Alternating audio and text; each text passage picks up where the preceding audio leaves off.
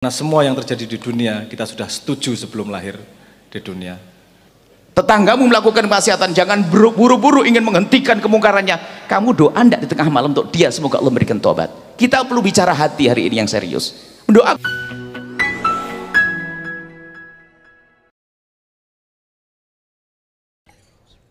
Assalamualaikum warahmatullahi wabarakatuh. Bismillahirrahmanirrahim. Alhamdulillahirabbil alamin. Wassalatu wassalamu ala asyrafil anbiya wal mursalin sayyidina Muhammadin wa ala alihi wa sahbihi ajma'in. Rabbi shrah li sadri wa yassir li amri wahlul 'uqdatam min lisani yafqahu qawli, amma ba'du. Alhamdulillah teman-teman sekalian, dulur-dulur kabeh, di tengah-tengah kita sudah hadir beliau Buya Yahya. Nyun sewu Buya menika anak cucu Mbah Nun, anak cucu Maya yang berusaha untuk terus berusaha dan belajar istiqomah. Dalam kondisi apapun, dalam keadaan hidup seperti apapun, kita senantiasa berusaha untuk setia, ngugemi dan menjalani dawuh-dawuh yang sudah disampaikan Mbah Nun kepada kita semua. Tidak perlu berpanjang lebar teman-teman sekalian, sedikit pengantar dari saya bahwa beliau Buya Yahya itu jamaah Padang Bulan sekitar tahun awal 92-93. Kita sambut dengan tepuk tangan untuk Buya Yahya. 92 ini ono sing ngurung lahir, cik ana sing cik proses, bapake sing terminal, ibuke sing jaga warung sing ngurung ketemu. Dadi akhirnya ya inilah Buya, anak-anak cucu Maiyah, anak-anak cucu Mbah Nun rata-rata masih muda. Dan selanjutnya kami mohon dengan sangat Buya Yahya bisa menyapa mereka, menyapa teman-teman sedulur-sedulur jamaah pengajian Padang Bulan selonggarnya, sepenuhnya, dan selanjutnya monggo Buya, waktu dan kesempatan kami aturkan sepenuhnya kepada Buya Yahya. Kagem beliau kawula sumbanggaken.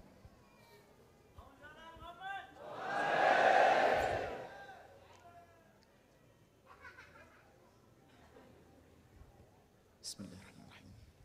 Assalamualaikum warahmatullahi wabarakatuh. Alhamdulillah alladzi allafa baina qulubil mu'minina fa asbahu bi ni'matihi ikhwana. Fa salatullahi wa salamuhu ala rasulil karimil mab'uthi rahmatan lil alamin. Habibina Sayyidina Muhammadin wa ala alihi wa ashabihi wa tabi'ina lahum bi ihsanin ila yaumiddin. Allahumma ya Rabbana alif baina qulubina, ij'alna ya Rabbana minal mutahabbina fik wa minal mutazawirina fik wa minal mutajalisina fik wa minal mutabadilina fik. Innaka anta ala kulli syai'in qadir. Urzuqna ya Rabbana taubata qabla al-maut wasyahadata indal maut wal jannata ba'dal maut, amma ba'd. Yang sangat kami cintai, kami muliakan keluarga besar dari guru kita semuanya, Mbah Nun. Semoga beliau dipanjangkan umurnya, diberi kesehatan ya. Dan juga semoga sebagai murid-murid istiqomah. Dan ketahuilah bahwa tanda ikhlas itu adalah istiqomah. Gusti Allah maringi ganjaran baik Mbah Nun rawuh wonten niki utawi boten rawuh. Jadi biarpun beliau saat ini tidak rawuh, kita datang begini mendapatkan pahala dan ada ilmu. Jadi kalau orang hadirnya itu tergantung kepada seseorang, khawatir kurang ikhlas. Tapi ini tondo-tondo ini orang ikhlas semuanya, Masya Allah. Dan ini awet jamaah ini dari tahun berapa waktu itu, subhanallah, sampai hari ini Dan semoga ini tanda ikhlas, dan semoga ini perkumpulan juga muqaddimah perkumpulan di surga nanti. Amin, amin. Ingin mengulas dari apa yang sering disampaikan oleh Mbah Nun. Kalau kita mau ringkas, intinya itu gimana kita itu bisa hidup itu kok. Dengan gaya beliau itu gaya yang riang, hidup kita tuh harus enak. Dengan siapapun ya harus enak. Jangan hidup kita itu dibikin susah, dipenuhi dengan benci, dengki. Ini kan renyah, ringan. Hidup tuh harus riang. Dan tahun ini khususnya tahun ini, ilmu-ilmu seperti itu harus kebersamaan. Berbeda-beda cara, model, kata dia artinya model bajunya, enggak penting. Yang penting hatinya satu, bahwasanya kita saling mencintai. Harus kita pastikan bahwa tidak ada benci di antara kita. Ini harus kita pastikan dalam hidup. Biarpun kelihatannya berjubah, pakai imamah begini, tapi kalau hatinya penuh dendam, tidak ada artinya. Dia akan menjadi sampah di masyarakat. Akan tapi orang yang hidup dengan lapang hati, mudah memaafkan, hati penuh cinta, itulah yang dirindu baginda Nabi Sallallahu Alaihi Wasallam. Khususnya di tahun-tahun ini, orang nyebut tahun politik. Tahun politik kan setiap 5 tahun sekali datang. Tetapi kita harus punya rumus hidup yang indah. Ya, sudah diajarkan oleh guru kita indah. Beliau bisa masuk ke semua kalangan, kan begitu. Jadi tidak boleh ada yang jadi musuh kita. Tidak ada yang boleh jadi musuh. Kita akan menjadikan semua adalah saudara kita, sahabat kita, kawan kita. Lah kuncinya adalah di hati, bukan basa-basi. Yang menjalani hidup dengan basa-basi sosial, basa-basi itu bohong. Akan tapi bagaimana sekarang kita memantapkan hati kita. Bagaimana kita membiasakan hidup dengan hati yang penuh cinta dengan sesama. Kita harus waspada bahwasanya kita selama ini sudah biasa diadu. Dengan adanya media-media dan sebagainya, kita mudah diajak bermusuhan. Bermusuhan kita, sering mendengar informasi-informasi negatif. Sehingga ustadz dengan ustadz berantem, ini dengan ini berantem. Itu bukan wilayah kita. Kita akan menjadi orang yang kebal. Nggak bisa kita diadu domba, nggak bisa kita pokoknya kita harus hebat. Makanya kuncinya adalah hati yang tertata. Sebab kalau orang biasa ribut di mimbar, di median-median besar, itu kalau kita intip di rumahnya suka berantem karo bojone. Suka berantem dengan istrinya. Karena memang hidupnya hidup tidak baik. Makanya kalau orang hatinya lembut, penuh kasih, biarpun itu bukan saudara, bukan kerabat, tapi hidup indah saling mencintai karena Allah. Itu yang perlu kita hadirkan, khususnya di tahun-tahun ini. Kita sudah sering diadu. Pemilihan presiden berantem. Pemilihan gubernur ribut. Pemilihan bupati sampai pemilihan lurah. Itu kakak adik tidak tegur sapa. Ya karena biasa berantem sampai giliran pemilihan ketua masjid pun berantem. Ini problem. Akhirnya masuk keluarga, rebutan waris. Mana ada iman? Rebutan waris. Nah, kita di sini diajari untuk bagaimana lapang hati. Punya cinta di antara kita. Ya kalau sudah cinta terbangun, jangankan kok dengan saudara, dengan orang lain pun kita bisa baik. Orang lain, suku yang berbeda-beda, bahkan begitu indahnya yang diajarkan oleh baginda Nabi Muhammad, yang agama berbeda pun kita harus bisa duduk berdampingan. Harapan kita di dalam pemilihan umum tahun ini pun, biarpun calon presidennya beda, bisa minum teh bersama. Tapi kuncinya ini akan kami hadirkan, dan harus kita hadirkan. Bagaimana kita menata hati kita, menjadi orang yang hati lapang, orang berjiwa besar. Hati lapang adalah kebahagiaan. Makanya kalau pengen tahu ujian besar yang diberikan oleh Allah kepada seorang hamba adalah hukuman besar yang Allah berikan kepada manusia di dunia adalah jika Allah memberikan kebencian di hati kita. Benci ini mboten enak. Coba. Kalau kita benci sama seseorang ngelihat rumahnya, kalau dia pejabat langsung kaya, pejabat koruptor dia.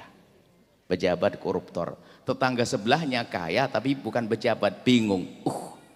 Wah, ngingu tuyul dia. Nah, ini kan biasa hasut. Jadi karena hati kotor. Lah kalau orang begini ustadz dengan ustadz nggak bisa berdampingan. Ustadz berantem, bermusuhan, hasut. Tahu kisahnya ustadz fikih sama ustadz Quran? Ini ustadz Quran ceramai, Masya Allah, anak-anakku kamu harus menghafal Al-Quran, membaca Al-Quran. Quran kalamullah, setiap huruf dapat pahala besar, gini. Wah, nasihatnya saya. Ujung-ujungnya, apa artinya orang ngerti ilmu fikih? Tapi Al-Qur'annya tidak baik. Sudah ngantem ganyang tiang lintu. Lah tak taunya ustadz fikih sebelahnya, ini kita mulai dari kalangan ustadz. Kalau ustadznya berantem, bawahnya bagaimana? Ini kalangan ustadz dulu. Lah ustadz fikihnya, wah ceramahnya istimewa. Fikih adalah mengenal halal haram. Kita harus belajar fikih. Kalau orang tidak ngerti halal haram, bagaimana kita bisa menjalankan syariat? Harus ngerti halal haram. Nasihatnya bagus saya. Ujung-ujungnya, apa artinya orang hafal Quran tapi tidak ngerti fikih? Antem-anteman. Ini tradisi tidak baik. Permusuhan antara ustadz dengan ustadz. Nanti selain bukan ustadz pun akhirnya bermusuhan. Tapi kalau ustadz fikih cerdas sama ustadz Quran cerdas kan sederhana. Ustadz Quran ngadu kepada ustadz fikih. Ustadz fikih, kula niku ngafal Quran telat. Apalan suwe angel mboten hafal-hafal. Apalanku telat sehingga tidak sempat memahami fikih secara benar. Tapi santriku kathah, santriku banyak. Tolong Ustadz.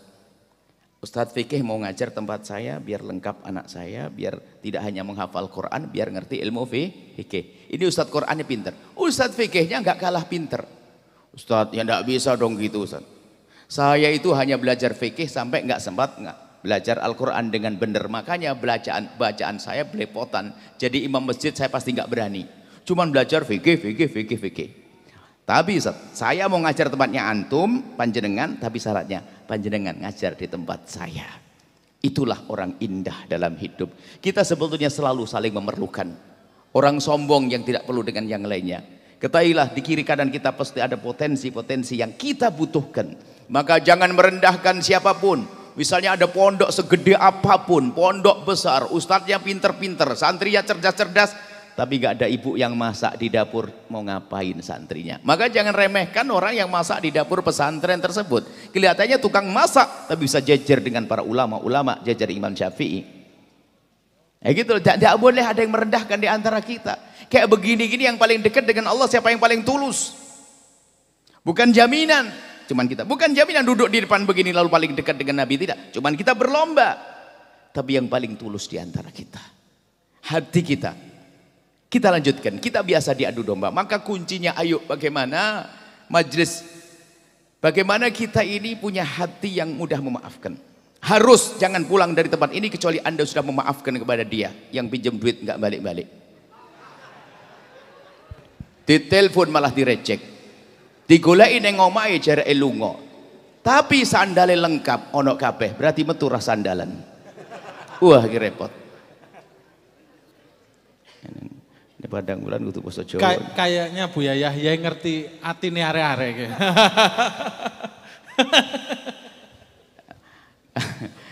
Akhirnya dicari di belakang, barangkali di belakang rumah. Lah tak tahu di belakang rumah, Masya Allah lagi asik ngitung duit.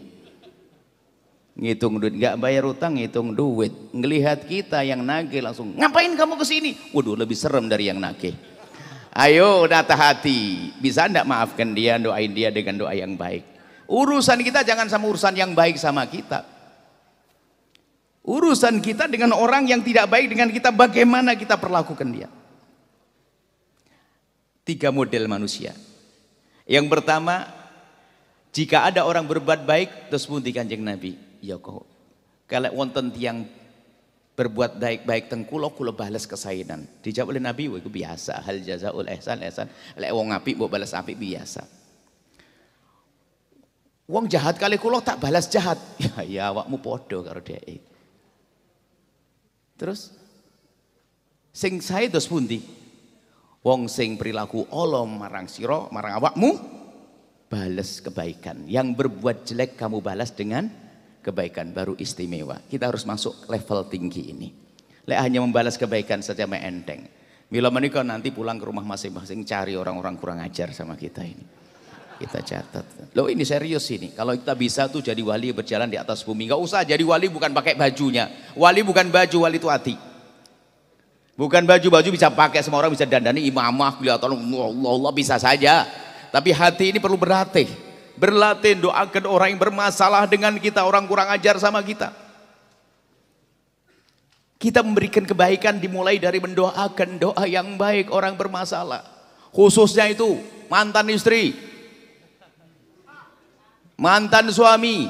Gak perlu kita dendam. Kadang-kadang mantan suami anaknya diajari, tahu enggak kamu nak, mulai zaman awakmu nengok teng bapakmu tuh ratau. Was.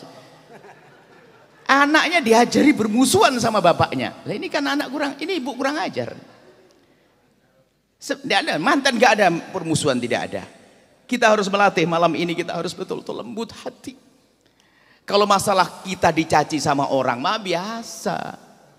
Gak usah terlalu baper deh dicaci sama orang. Kaidahnya sederhana, Imam Ghazali ngeten lho. Lek wonten tiyang nyaci kula panjenengan, kalau ada yang mencaci kita, suruh mikir. Kalau memang Anda dicaci, Anda pikir. Kalau Anda tidak seperti caciannya, tinggal ngomong, lah aku tidak seperti itu kok. Kan beres gitu. Yang penting aku kan baik. Lah kalau memang kita jelek, lah memang jelek kenapa harus marah? Memang saya begitu, kenapa? Biarkan saja dicaci. Artinya jangan gampang kita memberikan reaksi-reaksi negatif. Hari ini kita perlu hari tenang. Kita sudah sering diadu di media, ustadz diadu. Kadang-kadang dipotong ceramahnya ustadz untuk dijadikan permusuhan. Memang ada orang kerjaannya seperti itu. Di sana ada orang punya kerjaan ngadu domba merusak umat. Kita harus menjadi juru damai. Damainya di dalam hati. Ini maka dari itu kita mulai dari hati. Gimana kita menanamkan kecintaan di hati kita dengan sesama. Dimulai dari orang-orang yang tidak baik dengan kita. Kita perlu berlatih. Jangan hanya baik sama orang yang baik saja. Berbuat baik dengan orang yang tidak baik dengan kita sudah waktunya kita. Berlatih. Sehingga kalau ada orang model begini gak akan kebayang dia akan rebutan waris. Ulu rebutan waris ini permasalahan setan. Permasalahan hawa nafsu, bukan masalah warisan yang gede. Ulang bapak ibu ora sugih melarat, rebutan kursi, patah kaki, tiker robek direbut.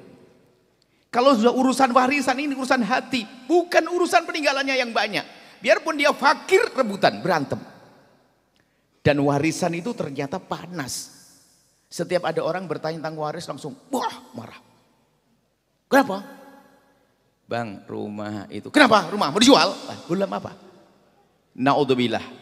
Lah, kemudian bukan saja orang bodoh, yang alim pun kadang masuk wilayah ini.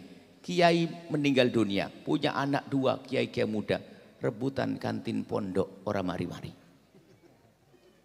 Kekotoran hati. Kita tidak boleh yang demikian. Sudahlah, yuk kita ngoreksi diri kita sendiri, tidak usah nengok orang lain. Bagaimana kita dengan saudara kita, orang yang berbuat salah kepada kita, orang yang dolim pada kita, dengan tetangga kita. Nah, lalu kuncinya apa ini? Kuncinya harus kita hadirkan.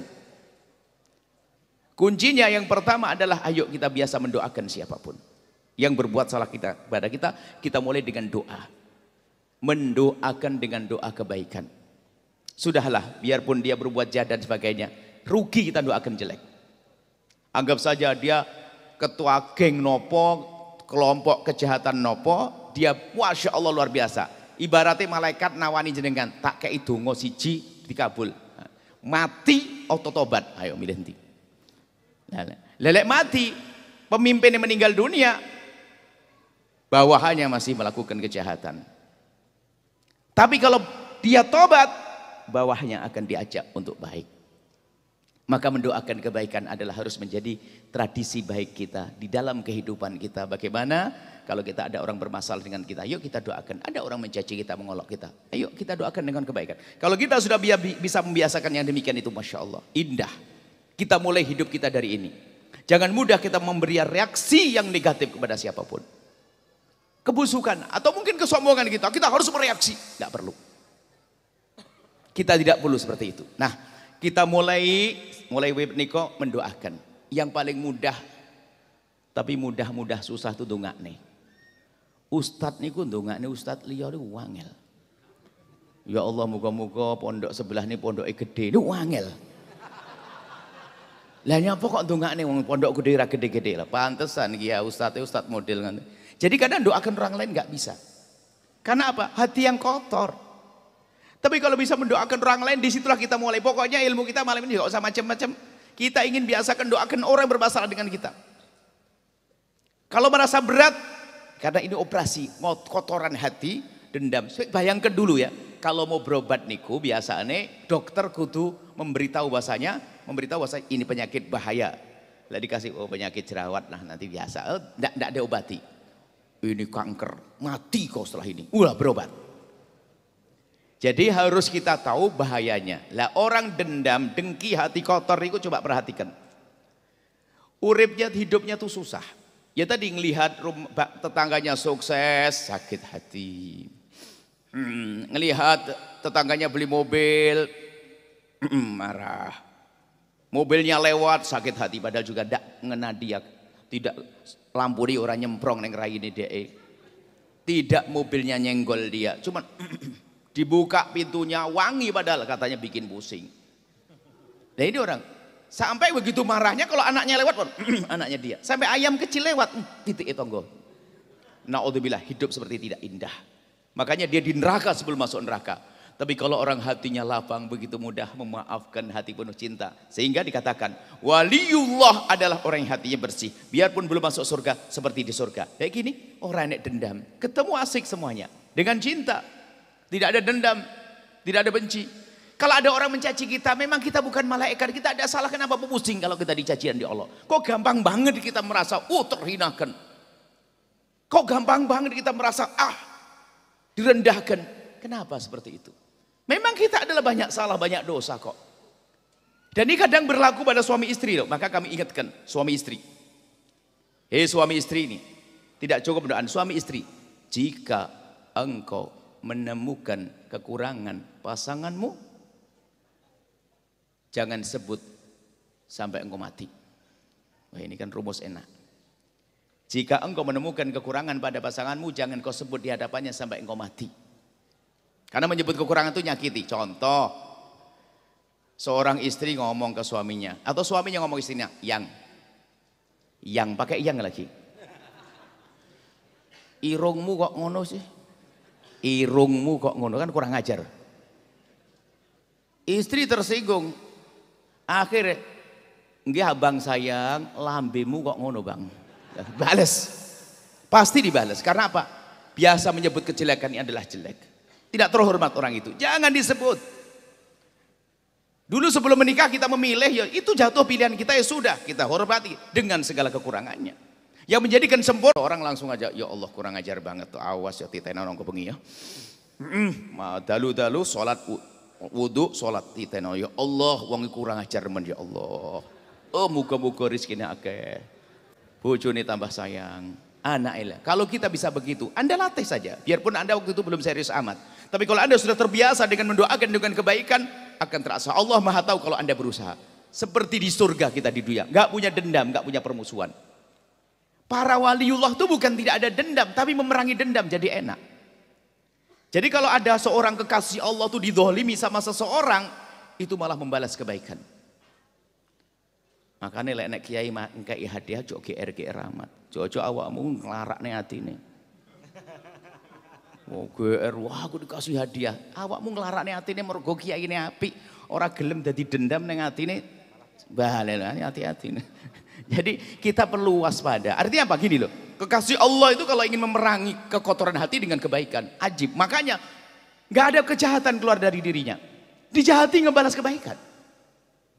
Dan kita harus mulai saat ini, kita harus bisa mendoakan orang dengan doa kebaikan. Orang itu jahat sama kita nggak ada. Keluarkan dari lesan kita sesuatu yang tidak baik. Pastikan ini majelis istimewa. Ini tanda, makanya kita berani ngomong begini, ini tanda. Ini insya Allah dari sini akan tersebar kebaikan penjuru. Istiqomah tanda kebaikan. Majelis lembut, majelis indah. Kita pastikan saat ini kayak, kalau bahasa sederhananya, ya ini sebetulnya kita nggak memberi ilmu baru.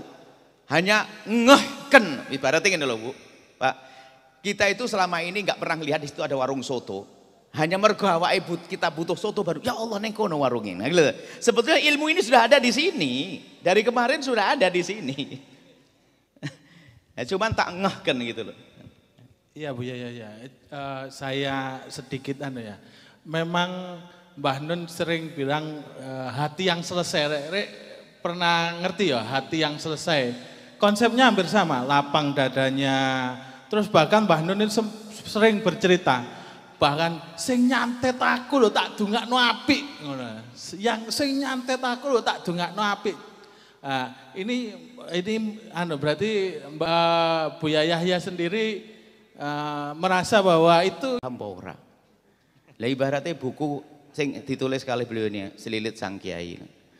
Maksudnya kudu ngerti, gara-gara cuilan kayu nggih selilit bisa mlebu neraka. Lah awake dhewe gawane ngangkati kayune tanggane ora paham. Lah ini kudu paham, maksudnya aja mek gur seneng hadir tok nang kene tapi ora ngamalne ilmune piye. Gelondongan. Nah, ini harus gitu, maknanya seperti itu ngambil apalagi rebutan waris. Wong selilit tadi dibahas. Lah kok masih hadir majelis di sini rebutan waris, berarti nggak ngerti selilit Sang Kiai. Seperti itu kurang lebihnya. Sebenarnya perlu makna. Jadi kita perlu belajar dari kita berangkat, kita serius. Istiqomah sudah Allah berikan. Tinggal rasanya. Sabrang langsung gabung Sabrang, biar ada Buya ini, nyambung aja. Monggo Sabrang. Sallallahu Muhammad. Sallallahu alaihi. Masya Allah. Lah, termasuk niki tahun politik. Makanya kula pesen, kadang-kadang kula guyonan. Tim sukses dugi teng kula. Jadi tim sukses iki kayaknya enek sing ikhlas ora sih. Lah kula ikhlas, saya ikhlas Bu ya. Alah coba ndak dikai duit. Ndak dikai kursi ya, ndak dikai anu ya. Diem ndak. Ya wis lah pancen awakmu ibu tim sukses ora ikhlas. Tapi sing bener loh. Lah piye tim sukses ora ikhlas tapi bener. Ngene loh.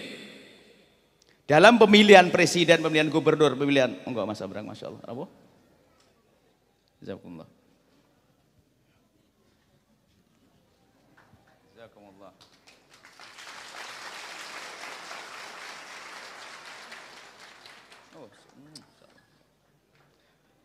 Monggo. Tak, mari untuk disambung kali beliau nih. Tak tambah didik nenek. Ngomong apa mau? Cerita apa mau? Oh, tim sukses. Aku ngomong awak mulai ikhlas ora ikhlas. Loh, ikhlas ya. Jajak ikhlas rati kayak duit, betul. Meneh. Wis lho, lek pancen aku ora ikhlas ya ora ikhlas tapi sing bener. Lah piye ikhlas sing ora ikhlas tapi bener. Rumus sederhana. Kalau pengen tulisan kalimat ini ditulis jagat. Sanjung calon pilihanmu sesuka hatimu, tapi aja ngelokne pilihane wong liya. Ngono tok. Wis beres. Kalau hidup kita begitu dalam berpolitik, pemilihan, sanjung program-programnya, kau sanjung sesuka hatimu, ojo ngelok-ngelok nih calonnya wong liya, ngono tok jaga hati. Akhirnya berbeda politik kita bisa minum teh bersama. Lho saiki sampai iki ilok-ilokan rantek entek. Jereke nek sinten kampret kalih napa? Cebong ramari aku dadi kampret cebong rapopo dadi wong loro-lorone. Sebenarnya orang musuhan. Ngaten lah maksud kula ini. Ini kita perlu membuat keindahan. Hidup tuh indah tanpa itu. Biarpun katanya orang ilmunya setinggi apapun, kalau hatinya kotor, nggak punya cinta, nggak punya mahabbah. Ada pilihan Allah, orang itu lapang, gampang ngapura, ya gitu. Tapi ada orang Masya Allah dendam. Kalau sudah marah sama orang, wah serem. Demi Allah akan aku tuntut nanti di akhirat. Kalau calon mantu jenengan ngoten iku batal. Serem banget malu mantu ini. Nah ini diantara. Nah kalau kita kembali kepada yang disampaikan Cak Nun, kita harus paham pesan-pesan. Jangan sampai hanya pesan-pesan seorang itu adalah dengan renungan yang dalam, tinggal kita menangkapnya seperti apa. Jadi kalau kita cermati ya pesan-pesannya adalah pesan keindahan, pesan kebaikan, pesan kemuliaan. Insya Allah seperti itu. Mungkin Mas Abrang mau nyambung. Sebelum Mas Abrang, sedikit teman-teman biar paham ya. Buya Yahya Jamaah Padang Bulan tahun 92, 93, 94. Tepuk tangan untuk beliau ya. Tadi cerita, loh jalannya kok sudah bagus. Dulu tiap hari kejeblok kalau ke sini. Jadi tidak ada aspal dulu tahun ya, tidak aspal. Beliau waktu itu mondok di pesantren Dalwa, Pasuruan ya. Dalwa Pasuruan, kemudian maaf, sing awam gak bisa niru pasti. Karena beliau setelah dari dulu aktif di Padang Bulan tiap bulan, ke Yaman beliau. Ya, ke Yaman, nyantri ke Yaman. Sampai sekarang adalah profesor, doktor, ahli fikih dan tafsir sekaligus dia, beliau ya. Dan satu yang penting, beliau sering komunikasi sama saya dan yang ditanyakan Mbah Nun. Kangen Mbah Nun, semua yang dicari Mbah Nun. Ketika 2 bulan yang lalu Buya mau ke sini, mau ke Padang Bulan, kemudian sudah berangkat dari Cirebon. Terus saya telepon, Buya tolong turun di Semarang. Buya langsung ke rumah sakit, karena waktu itu Mbah Nun masih 1 hari, Buya ya, 1 hari di rumah sakit. Langsung Buya orang pertama kali yang masuk ke kamarnya Mbah Nun masih di rumah sakit. Karena beliau rencananya ke sini, tapi harus mampir ke Jogja dan beliau langsung mendoakan Mbah Nun bersama-sama waktu itu ya. Kita tepuk tangan untuk Buya yang luar biasa. Hari ini tidak bisa lama, karena beliau jam 10 harus kembali, karena harus ke Cirebon, besok pagi ada kajian di sana. Tapi sudah memberi warna dan nanti Mas Sabrang akan mewarnai lagi dengan apa yang dikatakan Buya tadi disambungkan. Tapi saya minta 1 hadiah selawat untuk Buya. Terserah Mas Mbak Yuli, apa? 1 selawat untuk Buya? Hadiah, terserah. Manut. Monggo Mbak Yuli, Mbak Nia. Teman-teman Lemut, Mbak Yuli. Teman-teman sekalian, nanti Mas Sabrang akan nambahi sebelum Buya pamit. Nanti kita minta doa Buya bersama-sama untuk Mbah Nun ya. Berdoa bersama ya, tapi nanti Mas Sabrang dulu akan menyampaikan beberapa hal. Kemudian katanya anak Lemut ini Mas Sabrang siap 4 lagu ya? Wah, ya. 1 lagu juga dipersembahkan untuk Buya ya.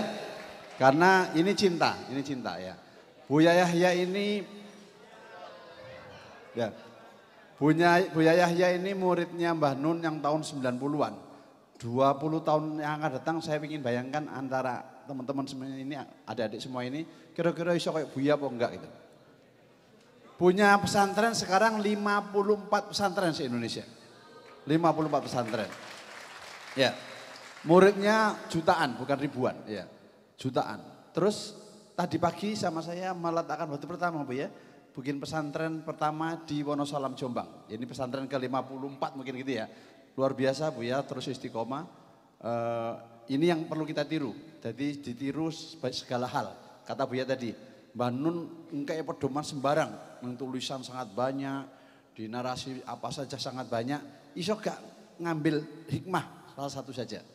Saya senang tadi Buya mengutip 1 buku Mbah Nun tentang ritmes Selilit Sang Kiai ya. Itu saya kira mancap di hatinya waktu muda. Dan sampai sekarang jangankan gelondongan, selilitnya gak wani korupsi gitu ya. Moga Mas Sabrang sebelum Buya nanti. Oh, iya. Mau pikir posisi koyo gendang ya. Teko, orang ngerti apa-apa, tabuh muni. Ya siap, saya bersedia menjadi gendang untukmu. Wis tabuh, wis monggo arep nyanyi apa.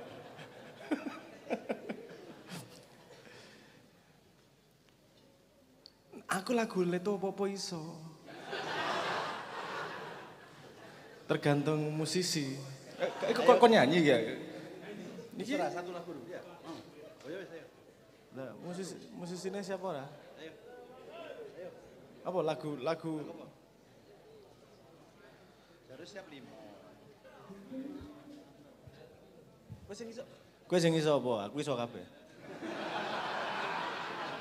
Hah? Ya. Sing duwe kok ditantang. Yuk. Orang enggak juga, Ding. Banyak lagu Leto yang saya lupa liriknya. Karena waktu bikin lirik dulu semangat, dawa liriknya, sekarang kan menyesal. Wis tuwa lali-lali rek. Wis monggo ayo dimulai. Mungkin Mas Sabrang anak-anak ini kan bisa mendengarkan, mengikuti, menikmati, tapi gak ngerti arti ini sebenarnya mereka. Boleh sedikit-sedikit supaya nanti aku baru ditambahi Buya ya. Makna dari lagu tadi, monggo Mas.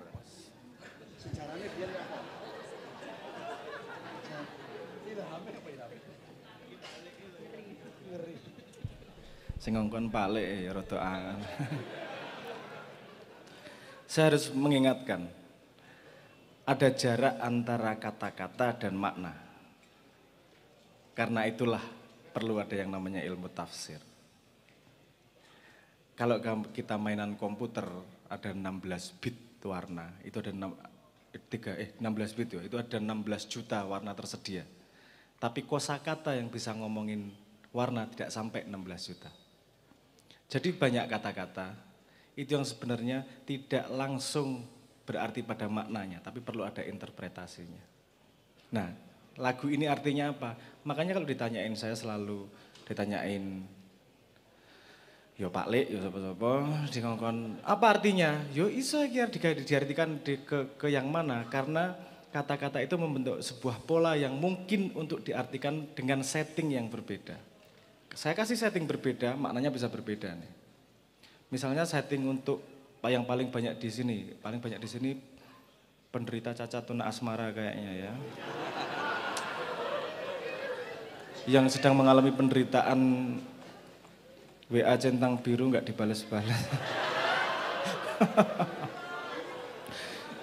Itu saya diceritain, ini saya justru tidak bisa membantah karena jawaban benar terhadap sebuah pertanyaan itu bisa sama banyaknya. Hanya satu lebih sedikit daripada jawaban yang salah itu banyaknya lebih sedikit satu daripada jawaban yang benar.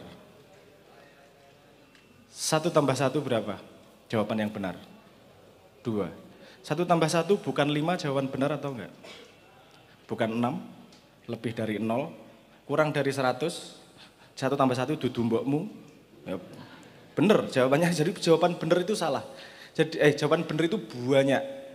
Yang berbeda adalah sebenar apa kan gitu. Semakin presisinya. Nah, saya pernah lagu Sandaran Hati ini didatengin sama orang, Mas, kamu itu kejem lagu Sandaran Hati. Kenapa? Nyindir saya katanya.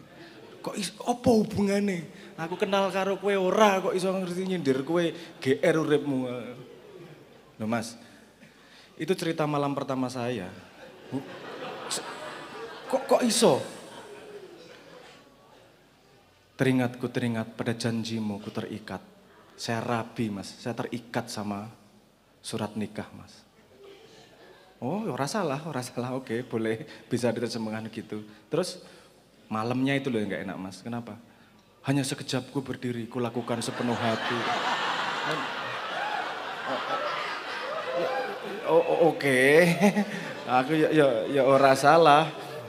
Walaupun ketika membuat lagu ini maksud saya tidak seperti itu, tapi saya tidak bisa melarang orang menginterpretasi pada setting yang dia pahami. Karena pemahaman itu rezeki juga tergantung pada alam pikirannya saat itu seperti apa. Tapi kalau ditanyain ketika saya dulu membuat lagu Sandaran Hati, itu umur saya sekitar 24-25 tahun, itu dalam keadaan tidak punya alasan logis tentang perlunya ada yang namanya hidup. Ngopo iki gayeng-gayengan urip iki kurang gawean nih. Aku ono ora ono ya ora ono bedane. Waktu itu namanya anak muda kan eksplorasi pemikiran. Terus saya tanya, hidup itu mencari kebenaran. Kebenaran piye? Wong Nabi Musa wae ketemu Nabi Khidir ya salah-salah kok. Nabi Musa dikancani Jibril, aku dikancani demit. Ya, kesempatan untuk benar jauh lebih sedikit. Wis ora tekan ra, wis arep ngomong kebenaran ora tekan wis. Ngopo urip untuk bermanfaat untuk orang lain. Bermanfaat untuk diriku sendiri rong tentu untuk orang lain ngopo. Wis akeh sing bermanfaat. Ngopo dadak kudu ono aku. Baru kemudian saat itu saya mengalami sekitar 3 bulan untuk sama sekali tidak punya pegangan ya, bukan pegangan, tidak punya alasan yang bisa saya pegang. Kenapa hidup itu make sense, kenapa hidup itu masuk akal. Nah pada keadaan kosong itulah saya membuat lagu Sandaran Hati. Yakinkah ku berdiri di hampa tanpa tepi? Itu saya bertanya sama diri saya, ini kehampaan yang tanpa tepi nih hidup ini. Memang tidak ada yang abadi, semuanya juga sementara aja. Apa yang bisa diambil dalam kesementaraan? Waktu itu saya belum paham makna dari keterbatasan. Saya menganggap keterbatasan adalah masalah. Padahal salah satu baru sekarang saya paham bahwa keterbatasan adalah salah satu karunia terbesar dari Allah adalah keterbatasan dan menyadari keterbatasan tersebut. Waktu itu saya ngapain hidup? Semuanya terbatas, mau cari duit kayak apa juga enggak dibawa mati. Utang banyak, mati ya enggak ditagih. Waduh wae rano bedane. Kerja marai sedih, ora kerja ya sedih. Apa sih? Ora rabi DC kancane sedih, rabi DC bojomu ya sedih padha wae. Apa urip iki padha-padha rono ini hanya penderitaan yang dipilih. Menderita itu pasti kan. Saya mikir, yakinkah aku berdiri di hampa tanpa tepi? Bolehkah aku mendengarmu? Nah, kalau yang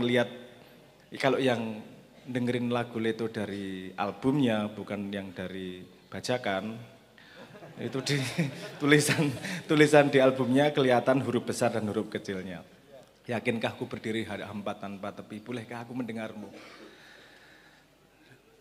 Terkubur dalam emosi tanpa bisa bersembunyi. Saya dari dulu paling mangkel tuh sama emosi.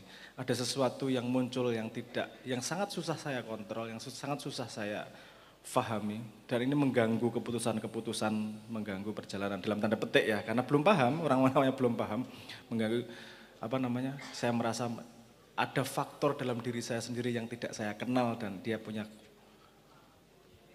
menjadi komponen besar dalam perjalanan hidup saya. Terkubur dalam emosi tanpa bisa bersembunyi. Aku dan nafasku merindukanmu. Karena saya tidak merasa nafas adalah aku, sehingga saya memisahkan itu. Aku adalah aku, nafas adalah nafas. Nafas adalah riset. Maksudnya riset kayak gini loh. Manusia ini umurnya cuma 10 menit. Cuma diriset setiap saat sama nafas. Kalau nggak percaya coba nggak diriset 10 menit. Rasa hambekan, selesai uripmu. Alat riset itu namanya nafas sih, waktu itu saya konsepnya gitu. Terkubur dalam emosi tanpa bisa bersembunyi, aku dan nafasku merindukanmu. Terpurukku di sini teraniaya sepi dan ku tahu pasti engkau menemani dalam hidupku kesendirianku. Nah setelah itu baru refnya. Teringat pada janjimu ku terikat, di situ ada hadiah di situ. Yang lagi-lagi pemahaman itu rezeki. Hadiahnya adalah pemahaman, teringat pada janjimu ku terikat, pada janji sebelum lahir. Yang belakangan saya baru tahu ternyata bahwa itu juga dikabarkan di Quran. Sebelum lahir selalu ada perjanjian terhadap kurikulum hidupnya mau ngapain dan seterusnya. Sehingga kita tidak punya kesempatan untuk menyesal, karena semua yang terjadi di dunia kita sudah setuju sebelum lahir di dunia. Teringat pada janjimu aku terikat, hanya sekejap ku berdiri, hanya sekejap aku hidup, tapi ku lakukan sepenuh hati. Tenanan ki aku le urip, ora bain-bain ki. Nek rabi tak lamar tenanan. Pacaran ditolaki yo tenanan, nek loro ati yo tenanan. Peduliku peduli siang dan malam yang berganti. Karena dunia, saya pengen menunjukkan, itu hanya salah satu contoh dari konsep yang lebih besar. Saya merasa dunia itu selalu ada di antara dua polaritas. Seperti baterai nggak akan hidup kalau nggak ada positif negatif. Dunia juga selalu ada panas dingin, ada senang, ada sedih, ada bahagia, ada kecewa, ada siang, ada malam. Kalau kita tidak mau yang satu, kita tidak akan bisa merasakan hidup. Kita butuh dua-duanya untuk bisa hidup. Seperti baterai butuh kutub positif dan negatif. Peduli pada siang dan malam yang berganti. Sedihku ini tak ada arti jika engkaulah sandaran hati. Wow. Ya. Cukup nangis kabeh kok ya. Ternyata munya bukan pacarmu tapi munya Allah. Ya kan? Nah ini minta Buya sebelum pamit Buya. Monggo Buya. Ini perlu di Quran kan ini. Monggo Buya, monggo Buya. Subhanallah, jadi bicara tentang pemahaman itu berangkat dari keadaan pribadi masing-masing. Tadi belum ceritakan kalau dia punya masalah begitu, sesuatu kalimat yang ia dengar bisa diarahkan kepada dirinya. Jadi yang harus kita hadirkan itu kembali kepada tadi mukadimah yang kita sampaikan. Kita hubung-hubungkan bahwa kalau sudah kita membekali diri kita tadi dengan asas tadi yang kita sampaikan, asas cinta kepada sesama, untuk kita tidak mendendam kepada seseorang, untuk kita tidak membenci kepada seseorang, maka di saat seperti itu begitu mudah kita memahami apa yang diomongin sama orang. Misalnya kalau orang cemberut lewat di depan kita, tapi kalau hati kita baik, kita tinggal ngomong, oh mungkin loro untu, ya kan? Loro untu karena dari kita. Tapi dasar hati kita kotor, lalu apa yang kita arti? Wah kurang ajar, orang haru ya ragu. Jadi maka ayo kita memulai dari hati kita, sehingga kita membaca apa saja, kumpul dengan siapapun akan menjadi baik. Jadi biarpun kalimat itu adalah Al-Quran, hadis Nabi, tapi kalau cara nangkap kita adalah dengan cara yang tidak benar, jadi jelek. Ada orang jual Al-Quran loh ya, ada orang jual hadis Nabi. Akan tapi kalimat-kalimat yang disampaikan oleh guru-guru dan sebagainya, kalau kita tangkap dengan hati yang husnudon kepada guru, yang baik dengan guru, maka akan menjadi sesuatu yang bermanfaat. Tadi kita sampaikan dengan kawan, kita ziarah kepada saudara, kepada bibi. Tadi sama, bibi cemberut tok, diem tok. Tapi kalau hati kita baik, kita pulang, kita ngomong sama istri, Ma, yang kenapa kok bibi seperti itu? Jangan-jangan punya masalah. Coba cari tahu, mungkin kita bisa bantu. Kan begitu. Tapi kalau ternyata hati kita kotor, sombong banget, baru kaya segitu aja sudah enggak. Nah ini kekotoran hati itu. Maka dari itu tadi kami sampaikan dari awal majelis ini, ayo terus kita tata hati kita, bagaimana kita membangun cinta di antara kita ya. Biasakan kita doakan orang lain, itu saja rumusnya, mendoakan ya yang kurang ajar. Kemudian agar semakin yakin ya. Agar semakin yakin bahwa saya mendoakan orang lain itu mudah, ada sabda Nabi SAW. Ma min abdin muslimin yatul akhil muslimi ala dhahril ghaibi ila wa qala al malaku walaka bimithlin. Tidak ada seseorang mendoakan orang lain dengan doa kebaikan, dengan doa apa saja, doa kebaikan, kecuali malaikat mengatakan kamu dapat yang sama. Jadi ini dikatakan para ulama, cara doa yang sangat mudah dikabul, ora usah repot-repot. Dongakno wong sing kurang ajar karo awakmu iku. Nanti dibalas oleh Allah lebih dulu untuk kita. Kita ingin hidup lapang. Hidup itu tenang. Lah kalau mikir, kalau tahu hubungan dengan omongannya Mas Sabrang tadi, kalau kita mikir orang semuanya punya kesalahan, bakal mungkin nyakiti kita. Kita tahu ini manusia ini.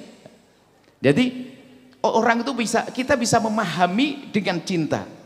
Jadi kalau kita ibu-ibu pagi-pagi tiba-tiba anaknya empuk di pangkuannya. Kalau tidak ada rasa cinta ngomong kamu kok kurang ajar kan gitu ya. Tapi kalau dengan cinta dia berubah. Ya Allah, gitu saja.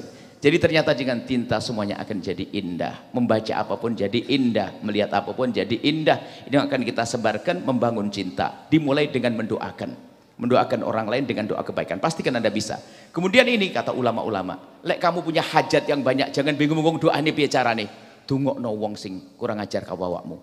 Atau doakan orang yang tidak ada di hadapanmu. Itu tanda cinta. Ini pertama ya, jelas ya. Pulang. Dan itu nanti ditulis golek kertas, golek wong kurang ajar dicatat nih. Kurang ajar tulis ini, terus tapi judulnya yang bener. Ini orang-orang baik yang harus tak dongakne. Jangan judul jelek nanti ketahuan sama anak, malu kita. Kemudian yang terakhir kami ingin sampaikan bahwasanya pandanglah orang dengan mata kasih, tolong jangan biasa melihat orang dengan merendahkan. Ahli maksiat dan sebagainya. Bisa saja hari ini maksiat, besok menjadi orang tobat. Kita jangan biasa sombong dengan kelebihan yang Allah berikan pada kita. Kita jangan biasa dengan kesombongan. Maka kalau ada orang bermaksiat, yang harus kita hadirkan di dalam diri kita adalah terenyuh, nangis sedih. Tetangga kita naudzubillah mungkin ada mabuk judi, ada mungkin berita perzinaan. Kalau kita dengar tetangga kita zina, apa yang ada di hati kita? Beda loh ya hati tadi. Kalau hatinya orang yang baik di saat dengar berita tetangganya zina, dia akan bersedih. Dia akan menangis. Dia akan memohon kepada Allah ampuni. Tapi kalau hati kotor, biarpun habis tahajud tengah malam sama suaminya tahajudan, ada motor tetangga, diintip lewat gorden. Ya Allah, anak tetangga perempuan umur 22 tahun dianterne arek lanang. Anak laki-laki nganterin perempuan tetangga, masih perawan diantarkan laki-laki jam 2 malam. Apa kata istrinya? Kata ibu yang bari tahajudan tadi. Abah lagi sama abahnya nih. Abah suaminya, anak tetangga jam segini diantarkan laki-laki. Astagfirullah la ilallah innalillah. Ngerasani uang bagian. Suaminya rupanya satu madhab. Loh iya, iku ibu embian yang ngono. Hati kotor tuh begitu tuh. Jadi jangan biasa merendahkan orang. Justru kalau kita melihat, makanya kita sering bertanya ada, bagaimana ada orang mencaci Nabi Muhammad, gimana apa yang harus kita lakukan? Aja sok dulu, jangan sok Allahu Akbar jihad, ntar dulu. Waktu engkau mendengar Nabi dicaci, apa yang ada di hatimu? Pernah sedih atau tidak? Tetanggamu melakukan kemaksiatan, jangan buru-buru ingin menghentikan kemungkarannya. Kamu doa ndak di tengah malam untuk dia, semoga Allah memberikan tobat. Kita perlu bicara hati hari ini yang serius. Mendoakan tetangga kita yang tidak sholat, yang minuman keras, yang judi. Kita perlu doa itu ketulusan di saat kita mengajak dia. Kalau kita sudah mengamalkan ilmu sederhana begini, indah, kita tidak bisa merendahkan. Mungkin dia adalah hari ini pemabuk penjudi, tapi Allah beri tobat di esok hari menjadi orang baik. Ya kan pasti ono sing ngono mriki, sing ngono biyen ono tapi saya itu tobat kan. Syukur contohnya akeh. Anda harus jadi contoh, bisa menjadi lebih baik dari yang lainnya. Ini mungkin yang bisa kami hadirkan. Kita ingin bahwasanya hidup tuh enak, nggak ngerendahkan orang lain, nggak mencaci orang lain, ya, nggak. Hidup jadi indah dengan cinta. Masya Allah, mungkin itu sudah. Baik, Mbak Yuli minta ya Allah ridho sekali langsung doa. Buya minta doa untuk bersama jamaah untuk Mbak Nun ya, supaya segera bisa duduk kembali di sini ya. Bismillah. Ya Allah ridho dulu, Mbak Yuli langsung.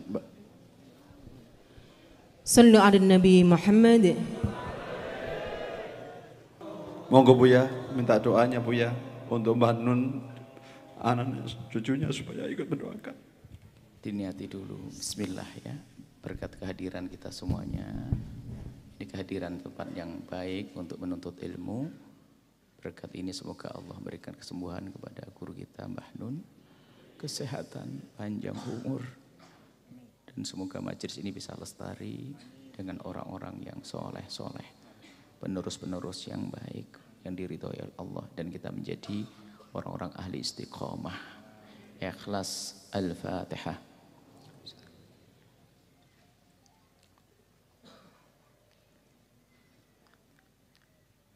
Bismillahirrahmanirrahim. Alhamdulillah. Allahumma salli ala habibina Sayyidina Muhammad wa ala Sayyidina Muhammad.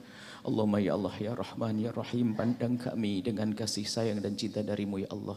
Seperti engkau mudahkan kami bertemu saat ini, pertemukan kami kelak di surga bersama kekasihmu Nabi Muhammad.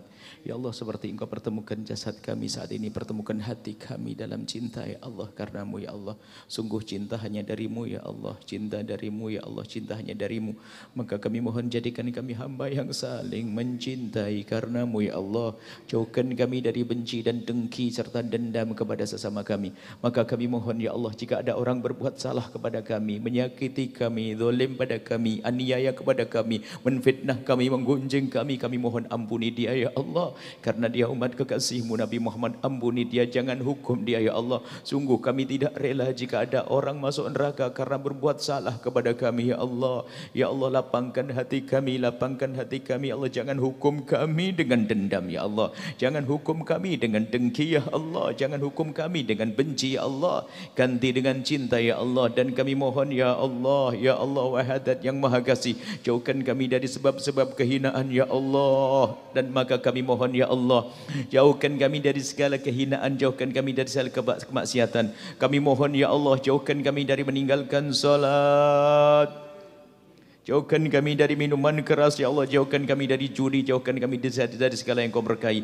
Dan kami mohon jika ada di antara kami ada hamba-Mu yang pernah meninggalkan solat, kami mohon ampuni dia ya Allah, dan jadikan dia esok hari menjadi ahli solat.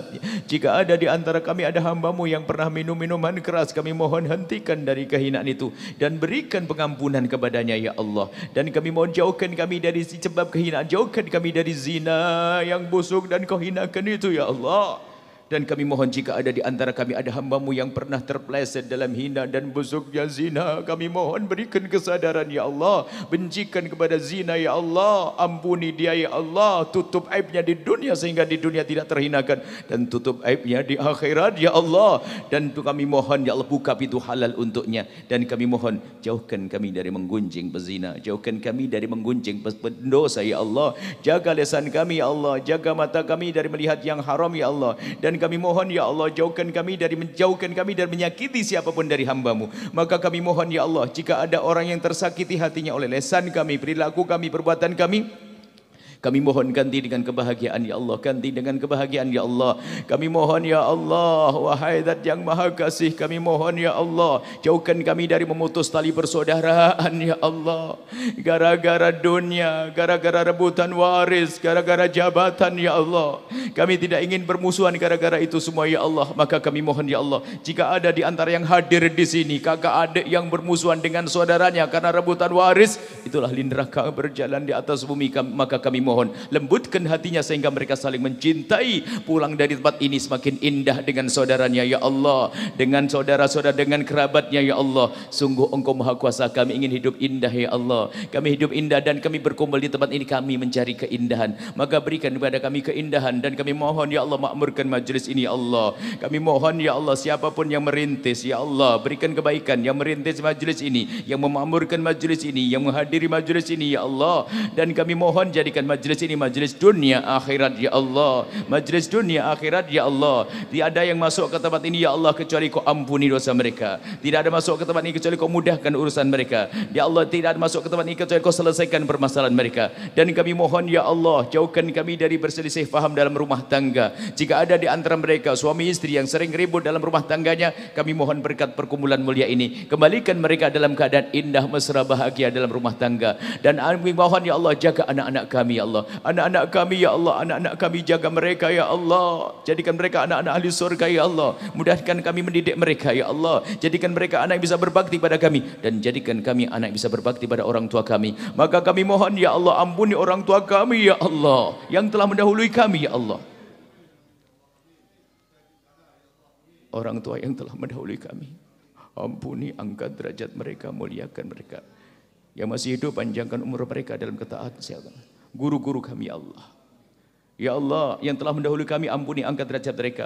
Yang masih hidup, panjangkan umur mereka. Yang sakit, sembuhkan ya Allah. Yang sakit, sembuhkan ya Allah. Yang sakit, sembuhkan ya Allah. Dan berikan kepada kami kemudahan untuk berbakti kepada beliau-beliau ya Allah. Ya Allah, jauhkan kami ya Allah dari durhaka kepada guru-guru kami ya Allah. Kami mohon ya Allah, ya Allah, ya Allah, yang sempit rizki lapangkan dengan rizki yang halal penuh berkah. Yang sakit sembuhkan, yang punya hutang mudahkan kami dalam bayar hutang-hutang kami ya Allah. Dan kami mohon ya Allah, jangan Kau jadikan ini pertemuan terakhir kami ya Allah. Kami masih ingin bertemu dan bertemu dalam keindahan di dunia hingga kelak di surga ya Allah, bersama kekasihmu Nabi Muhammad. Kami mohon ya Allah, panjangkan umur kami dalam ketaatan serta sehat walafiat. Dan kami mohon ya Allah, jadikan kami juru damai di negeri ini ya Allah, dan jauhkan kami dari memfitnah dan difitnah. Jadikan kami juru damai di negeri ini dan jauhkan kami dari memfitnah dan difitnah. Kami mohon ya Allah, kirimkan kepada kami pemimpin yang baik ya Allah. Ya Allah, pemimpin yang baik ya Allah, pemimpin yang baik ya Allah. Engkau Maha Kuasa ya Allah. Dan kami mohon ya Allah, jauhkan kami dari penfitnah. Ya Allah, jika ada di antara kami ini Allah ada hamba-hambamu yang suka membuat kerusakan di muka bumi, kami mohon ya Allah, berikan kesadaran. Dan jika kami ya Allah, sungguh dosa kami sangat banyak, ampuni dosa kami ya Allah, jangan sisakan sedikit pun dari dosa itu ya Allah.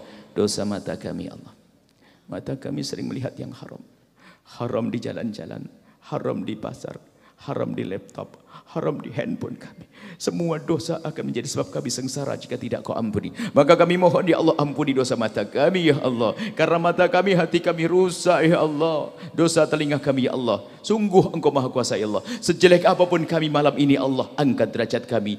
Sekotor apapun kami, Engkau Maha Kuasa mengangkat hamba-hambamu. Muliakan kami semua, jangan tinggalkan satu pun dari kami kecuali Kau muliakan ya Allah. Muliakan kami di dunia dan di akhirat. Berikan kepada kami semua husnul khatimah, husnul khatimah, mati dalam keadaan iman. Dan kami mohon ya Allah, jadikanlah ucapan kami di akhir hayat kami kelak saat Engkau hendak mencabut nyawa kami. Kami ingin saat itu ya Allah, hati dan lidah kami mampu mengucapkan kalimat agung dan mulia, la ilaha illallah sayyidina Muhammad Rasulullah, la ilaha illallah sayyidina Muhammad Rasulullah, la ilaha illallah sayyidina Muhammad Rasulullah sallallahu alaihi wasallam.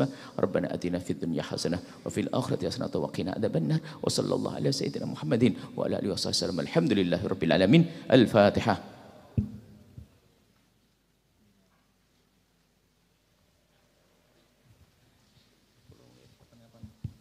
Buya pamit dulu karena pagi-pagi ada kajian di Cirebon. Jadi kita hantar dengan satu selawat, Mas ya. Monggo.